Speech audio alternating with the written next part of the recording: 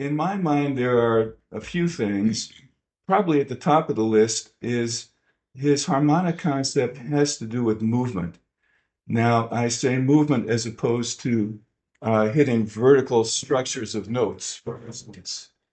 He has a horizontal, in a sense, concept of moving chords via scales on the keyboard or on the guitar neck, in much the same way, the way I see it, in much the same way that we might think of building a single note solo and using scales as our means of doing that.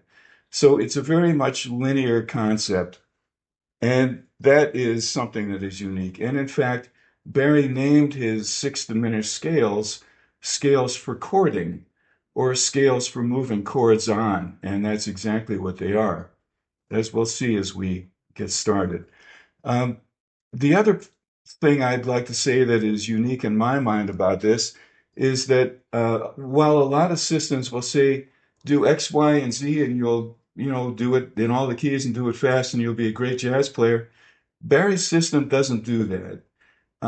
Barry's method is based, in my mind, on a number of principles, maybe five or six for harmony and five or six for improvisation.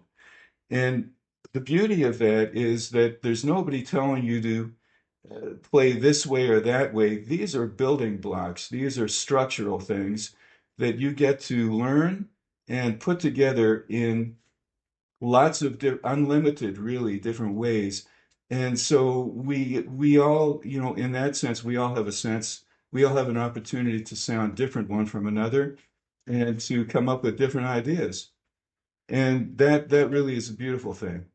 In fact, one thing Barry used to say a lot that I found enlightening and kind of humorous at the same time to hear was he'd go one times, two times, three times, four times, five times, six times, seven times, eight times, nine times, 10 times, 11 times, 12, because we have a 12-note chromatic system.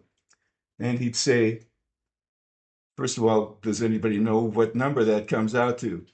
Well, maybe not. It comes out to around 500,000,000 note combinations.